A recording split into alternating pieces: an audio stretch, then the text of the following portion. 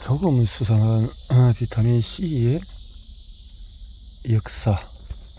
아주 작은 영양소가 촉발한 미스터리하고 아슬아슬한 500년, 잇몸이 부풀다가 죽는 잔혹한 고통에서 스타 과학자의 은밀한 욕망까지. 스티븐 M. 사가, 의학자이자 과학 저술가. 저자는 1960년대 말 의대를 졸업하고 실험실에서 매일같이 비타민 C를 스푼으로 뜰 때만 해도 이 영양소에 관심이 없었다. 하지만은 연구 보조금을 마련하는 일에 깊이 연루되면서 우연히 이 비타민 C라는 영양소에 숨겨진 조금 수상한 역사에 관심을 갖게 되었다. 이 역사에는 떠돌이 서는 북극 탐험가, 돈 한 푼에 벅을 뜨는 관료, 말라리아 모기가 득실되는 정글의 과학자 등 각양각색의 인물들이 등장한다. 저자는 500년에 걸친 비타민 C의 역사를 파고들면서 우리 인간은 과학을 통해서 생물학적 신비를 파헤칠 뿐만 아니라 아주 잘못된 길을 갈 수도 있음을 깨닫는다. 그리고 우리가 이 역사에서 교훈을 얻지 못한다면 수백 년 전 선조들의 실수를 계속 반복할 수밖에 없다고 강변한다. 저자의 전문 분야는 신경학, 신경과학, 종양학, 의학사이며 40년간 학계에 몸담았으며 하버드 의과대학, 캘리포니아 대학, 케이스 리저브 대학의 신경과학직에서 교수직을 역임했다. 브라운대에서 석사학위를 받았고 하버드대에서 의학 박사학위를 받았다. 그 밖에도 잡지 사이언스, 뉴 잉글랜드 의학저널, 해리슨 뇌과학 등에 100건이 넘는 논문을 발표해 왔으며 신경학 연보 부 편집장을 맡은 바가 있다. 조금 수상한 비타민 C의 역사. 자, 이미 비타민 C에 대한 역사들이 최근 많이 나왔지만은 또 이 저자가 또 보는 새로운 관점이 또 어떻게 있는지를 한번 살펴보도록 해 봅니다.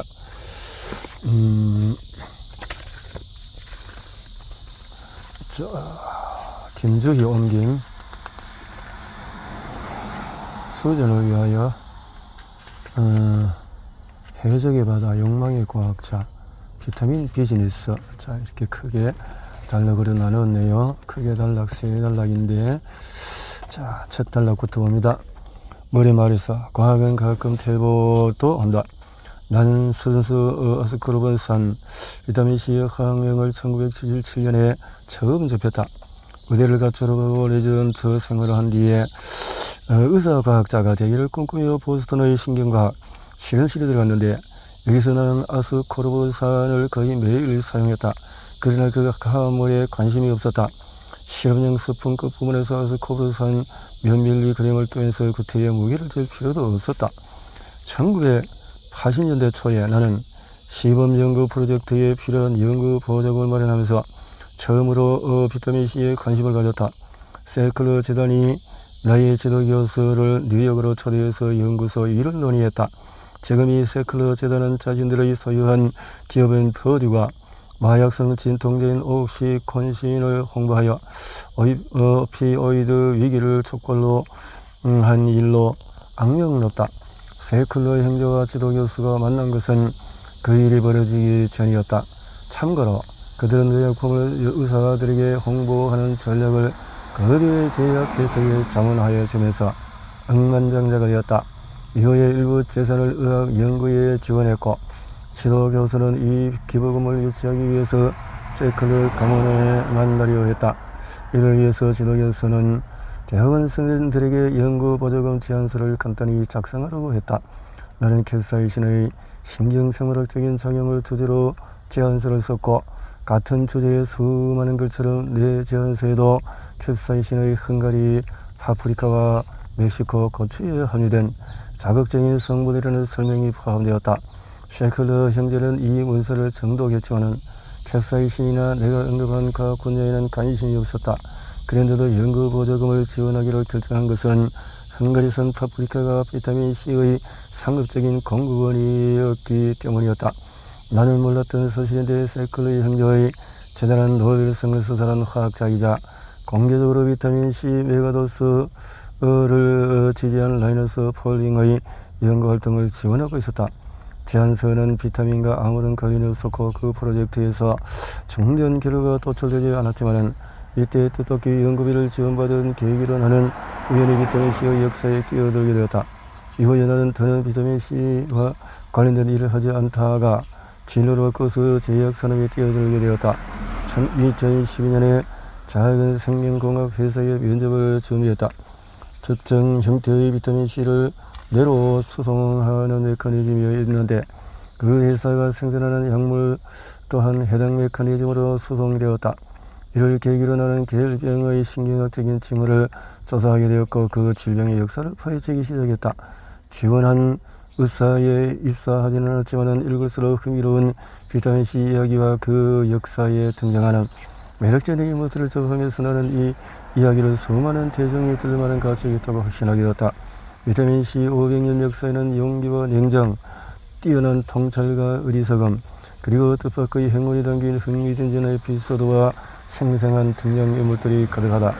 이 역사에는 떠들이 서는 북극 탐험가, 동남풀에 벌벌 떠는 관료, 말라리아 모기가 득실되는 정글, 비타민에서 연구하는 과학자, 분자 생물학의 최신 도구를 활용하는 연구자 등 각양각색 개성을 지닌 이색적인 인물들이 주인공이다.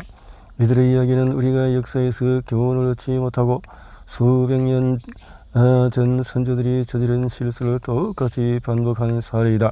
비타민C의 역사는 의학이 현실 세계에서 어떻게 작용하는지 그리고 수세기에 걸쳐서 어떻게 변화해 왔는지 가르쳐준다.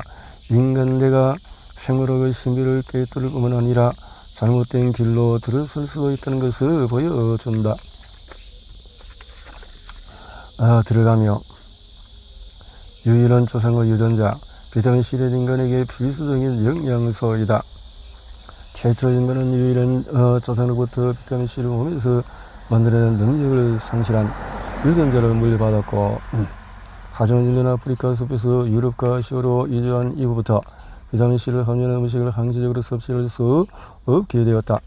겨울을 나는 북이도 지역 주민이나 길어진 보급로로 물자를 보급받는 군대, 먼 바다를 항해하는 선원은 수개월 동안의 신선한 과일과 채소 없이 지내야 했고 결국 비타민C 결핍으로 계열병에 걸린 환자가 흔해졌다. 다가마와 선원들은 아프리카 동쪽의 해안을 항해하는 동안에 6개월이 넘게 신선한 과일과 채소를 섭취하지 못했고 이름을 알 수 없는 병에 걸리기 시작했다. 환자들은 팔다리와 잇몸이 부어서 아무것도 먹지 못했다. 그토록 많은 사람이 사망한 이유는 뭘까?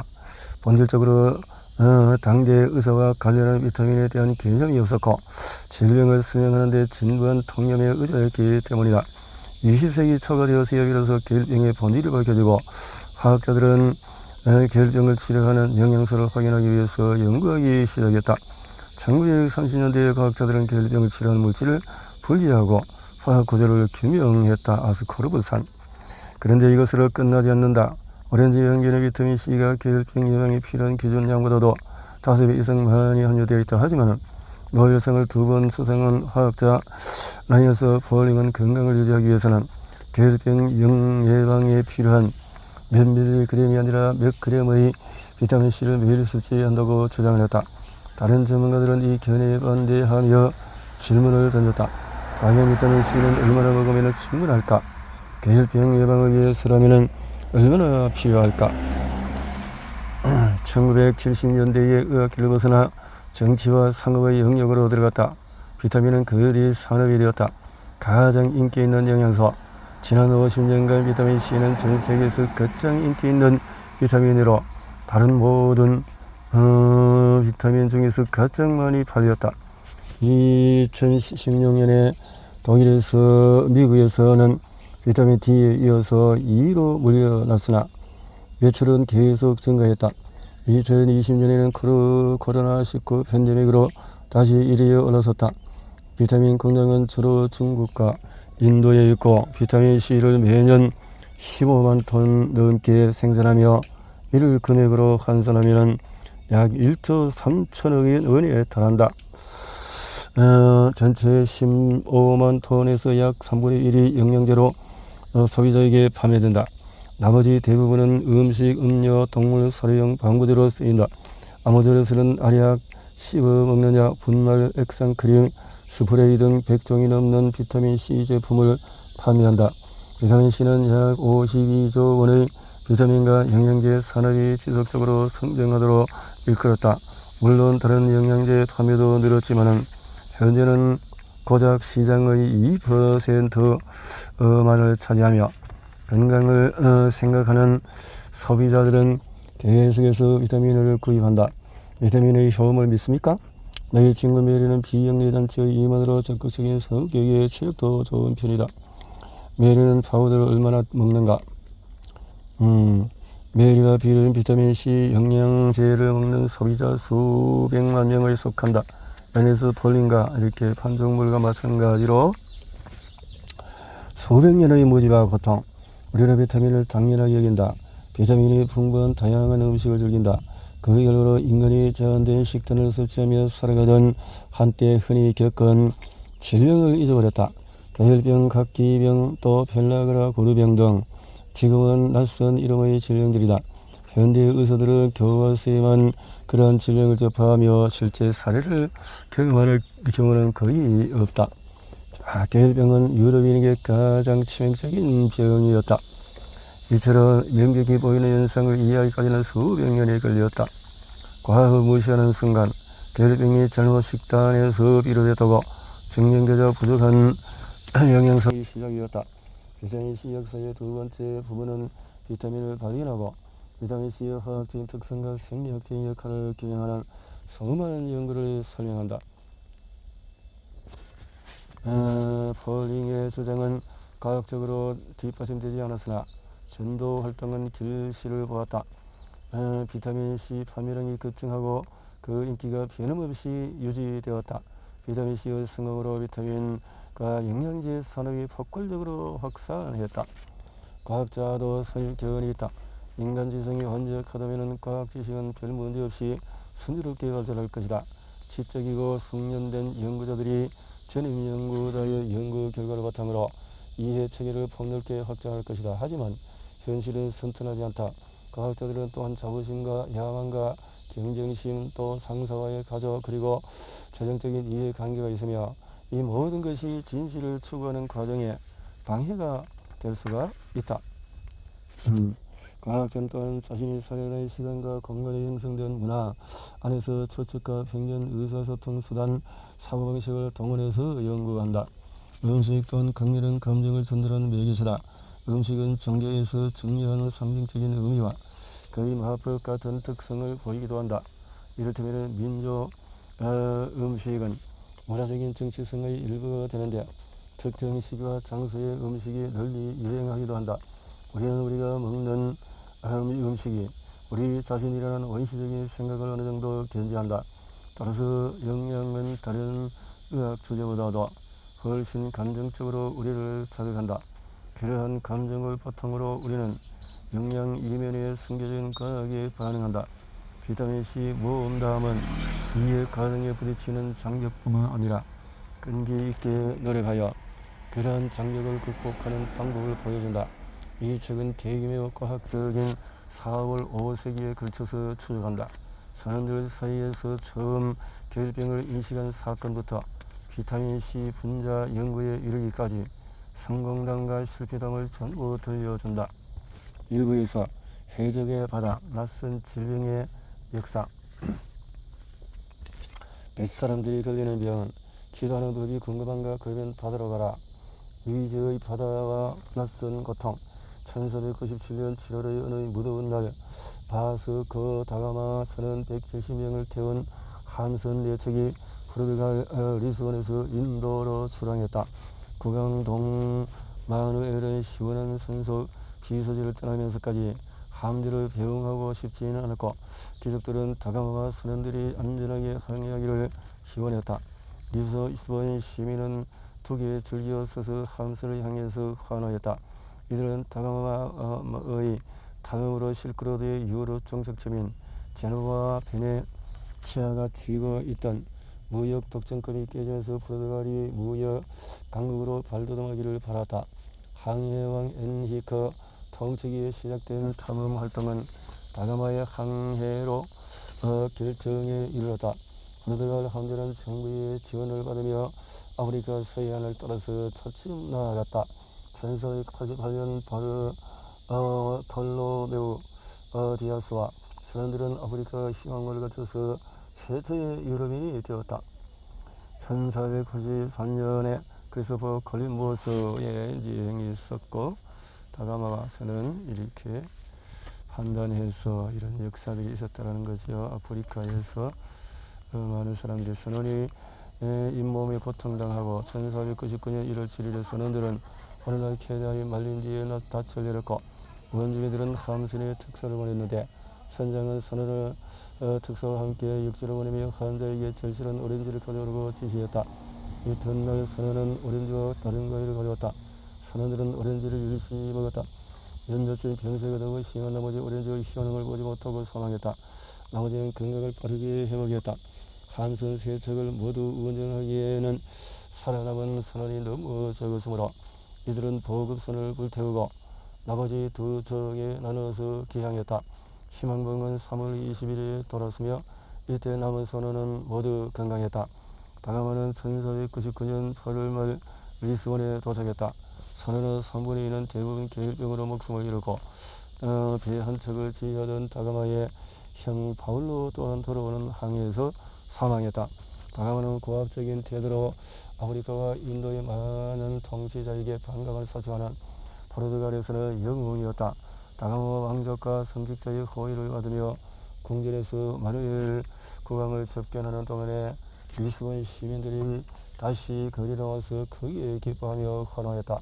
국왕은 다가마에게 명예와 부를 안겨주었지만 고향의 시누스를 개인재산으로 소유하고 싶다는 다가마의 소원을 들어줄 수가 없었다. 시누스는 권력 있는 군주가 이미 소유하고 있었다. 실망스럽긴 했지만 다가마는 여생을 왕처럼 살았다. 그리고 포르투갈은 새로 발견한 항로로 아시아에 접근하며 무역을 지배했다. 포르투갈은 작은 나라이지만 16세기 말 유럽에서 스페인 다음으로 부유한 나라가 되었다. 세계를 누비는 제국의 배 바스코 다가마의 항해와 그리고 더 5년 뒤 콜럼버스는 항해를 유럽 국가 그래서 콜럼버스의 여행에 대한 쭉 이야기들이 이어집니다. 잇몸이 붓다가 결국 죽다. 바스코 다가마는 먼 바다에서 오랜 기간 항해할 수 있음을 증명하며 유럽인이 세계에 접근할 수 있게 했지만 항해하는 동안에 선원들은 수개월에 한 번씩 식량을 배급받고 살아야 했다. 우리는 다가마의 선원들이 바다에 머무르는 동안에 무엇을 먹었는지 정확히 알지 못한다. 다만 냉장고가 없었기에 선원의 식사에는 신선한 과일과 채소가 부족했을 것으로 추정이 된다. 다가마의 항해 일제는 몸이 무기력하고 잇몸이 붓고 입에서 냄새가 났고 또 팔다리가 붓고 아프다가 결국 사망하는 질병을 역사상 최초로 상세하게 설명한다. 항해 일제는 그 질병을 나쁜 공기 탓으로 달렸지만 선원들은 오렌지가 치료제라는 것을 깨닫고 기회가 될 때마다 오렌지를 먹었다. 당시에는 비타민에 대한 개념이 없었기 때문에 사람들은 자신들이 수개월 동안에 결핍되었던 주요 영양소 비타민 C를 오렌지로 채웠음을 알아차리지 못했다. 이 병은 곧 계혈병으로 알려졌다. 이 병명은 날카로운 물체에 베이거나 또 궤양이 발생하면서 생긴 붓기를 의미하는 아이슬란드 스키비그르에서 파생된 단어다.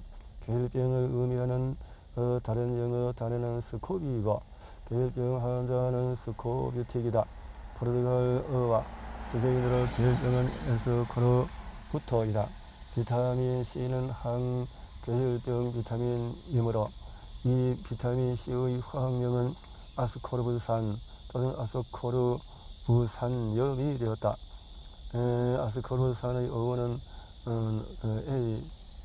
없다. 와 스코부투스 계혈병 IC 형용사 산 이렇게 되어진다. 어원이 스코브르 산, 스코브르 계열병, 스코브르 산이라는 계열병이 없다라는.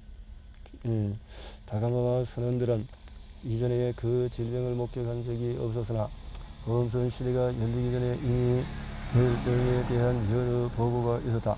고대 그리스와 이집트에서는 성과 여수를 두고 전쟁을 치르는 동안에 명량실조로 고통받는 군인과 민간인들을 묘사했다.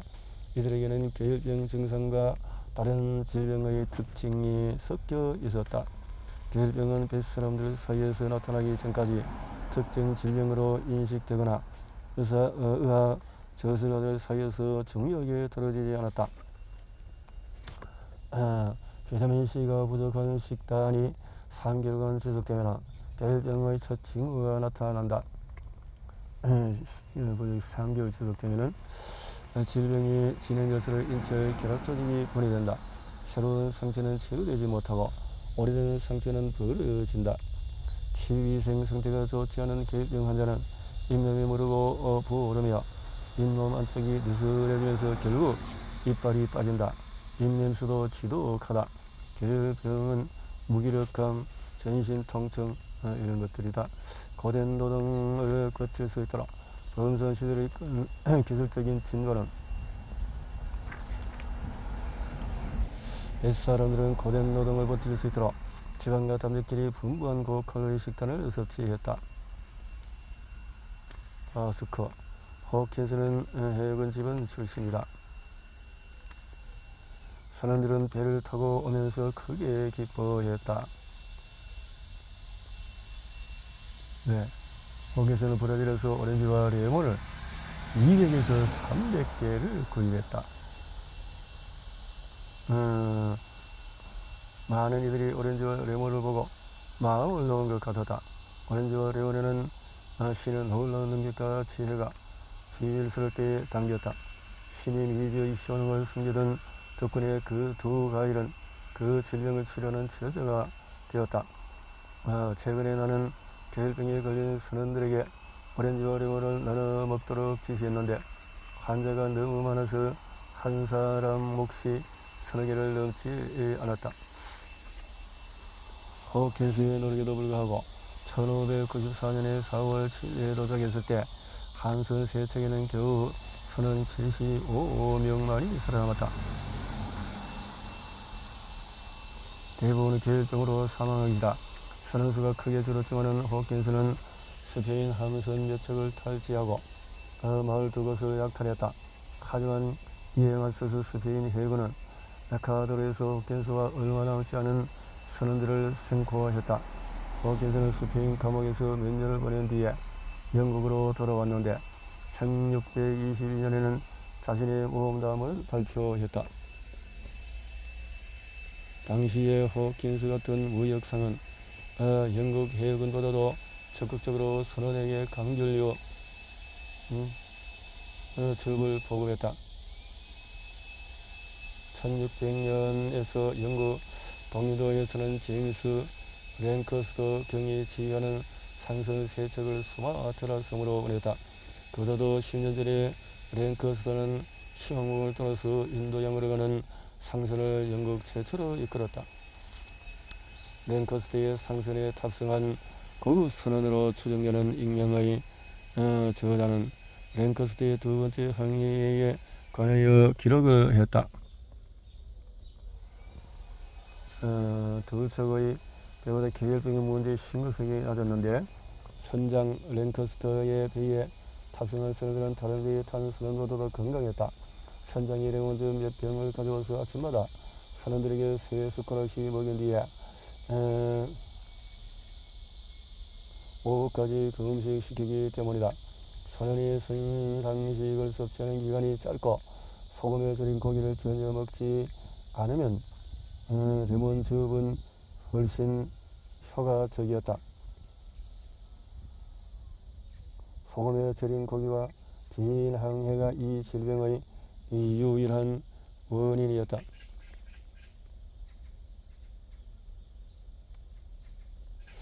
고급 선원들은 아프리카 해안에 상륙할 때에는 오렌지를 계혈병 치료제로 여기며 이를 얻기 위해서 온 힘을 다했다. 과거 리처드 호킨스 또 바스코 다카마처럼 이들은 계혈병을 예방하고 치료하는 방법을 알았지만 원리는 알지 못했다.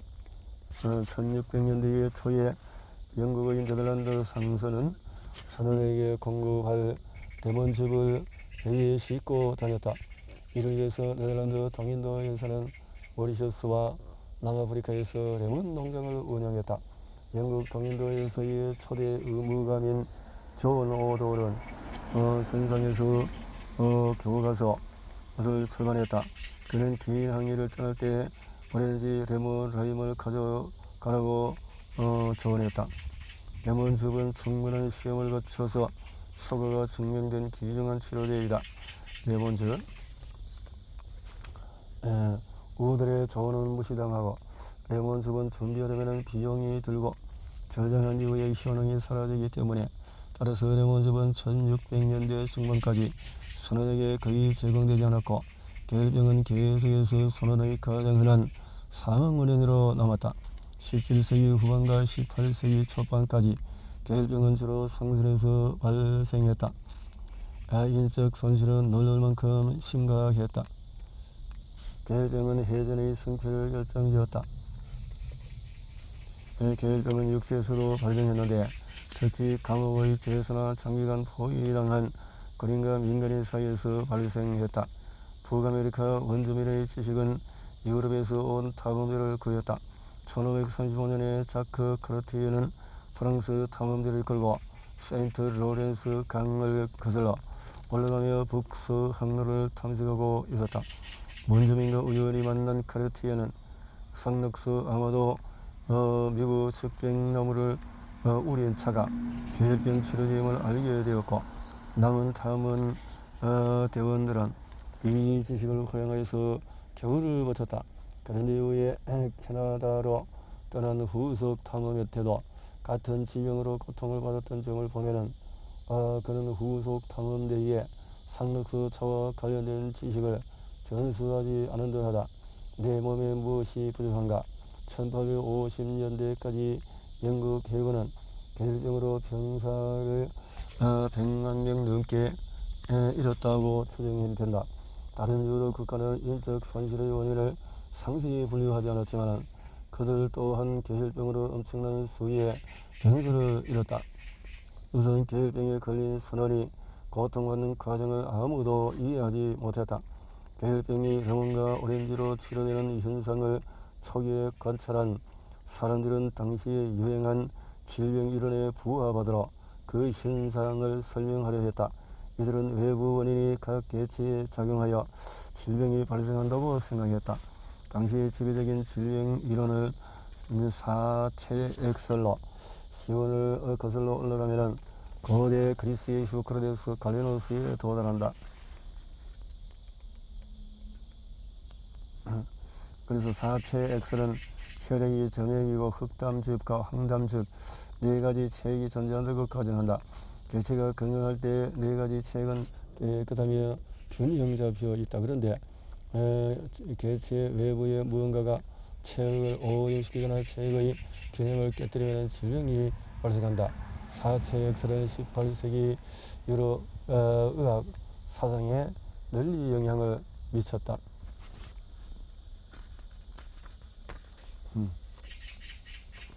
항해 중인 함선은 환경이 참으로 열악했으며 공기가 특히 나빴다. 미생물과 비타민에 관해서는 아는 바가 없으나 악취는 직접 경험하므로 저술가들은 악취가 나는 공기를 질병의 원인으로 돌렸다. 오렌지는 알려지지 않은 방식으로 공기의 악영향을 상쇄한다고 추정이 되었다. 항해일지 기록가가 보기에 계혈병은 늘 하급 선원에게만 발병했고 고급 선원은 계혈병으로 거의 고통받지 않았다. 이 시절에는 계급 제도가 공고히 자리 잡고 있었으며 저는 하류층 출신은 하급 선원은 계혈병에 걸리며 비난받았다.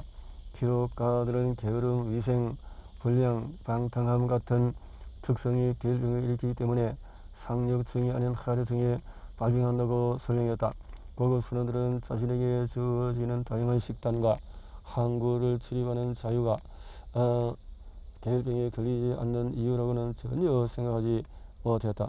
마지막으로 냉장 기술이 발명되기 전에는 장기간 항해하는 동안에 함선의 신선한 과일과 채소를 저장할 방법이 없었고, 감귤류 즙에 함유된 비타민 C는 저장된 이후의 효능을 상실했다.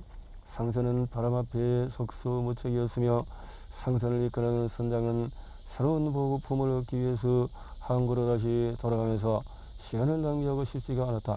해군 함정은 한번 출항하면 대개 수개월 동안의 적국의 해안을 정찰했으며, 보급선을 활용해서 식량을 수송하는 일은 비용이 많이 들고 위험했다.